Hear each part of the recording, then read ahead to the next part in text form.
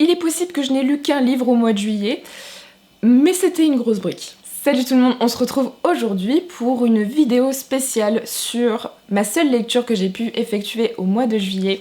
Et il s'agit du passage de Justin Cronin aux éditions Pocket.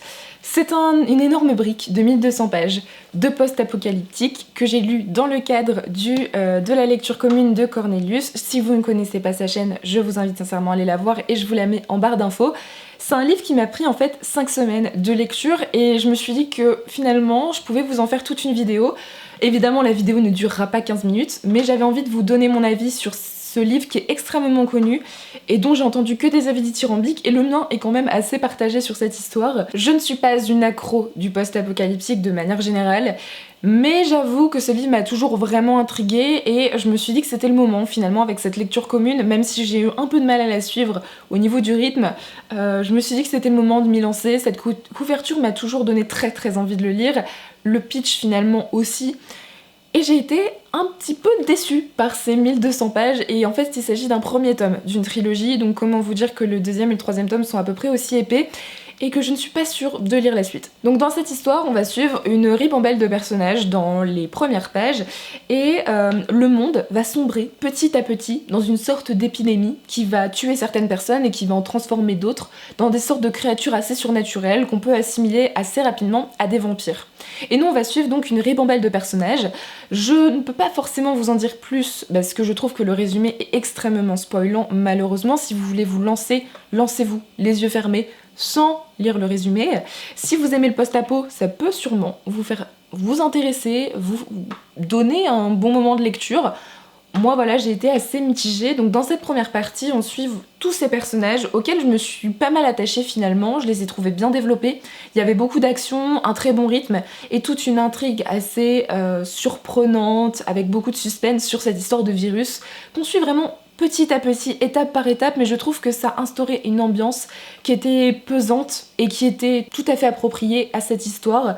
Donc finalement, dans cette première partie qui fait à peu près 300-400 pages, j'étais dedans et je m'attachais vraiment au personnage et j'ai vraiment apprécié ce que l'auteur nous proposait ici. Et ensuite, il faut savoir que c'est un livre qui est, on va dire, séparé en plusieurs parties. Il y a 3 grosses parties selon moi.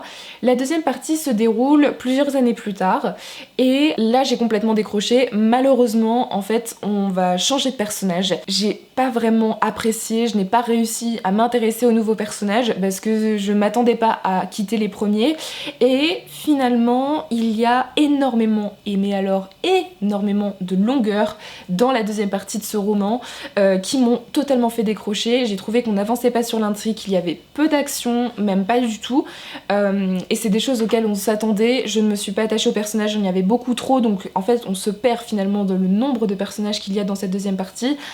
Et donc j'ai complètement été décrochée de l'histoire et malheureusement sur un livre de 1200 pages, comment vous dire que c'est un peu dommage.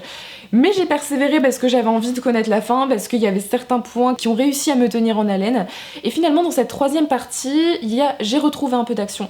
J'ai retrouvé des personnages que j'ai appréciés aussi, j'ai commencé à m'attacher à certains personnages de la deuxième partie, mais ça a pris énormément de temps, donc forcément je n'ai pas dans le même engouement ni le même rythme.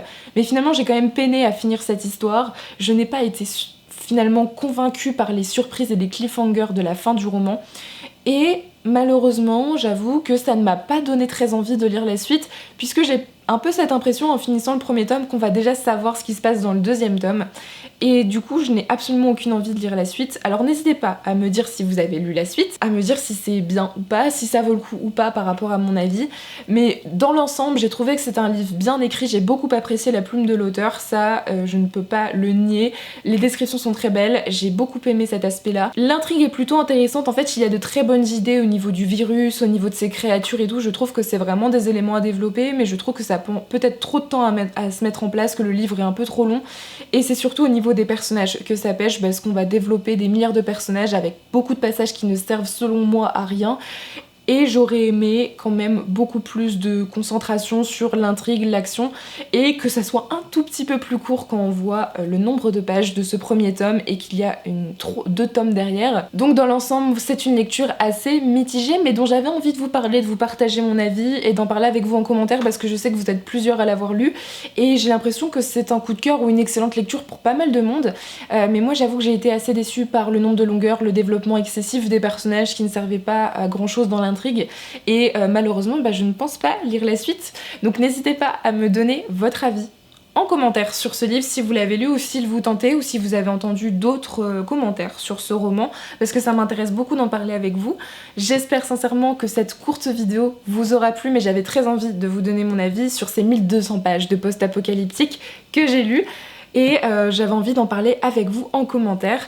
Donc je vous souhaite de très bonnes lectures et je vous dis à très bientôt dans une prochaine vidéo. Bye!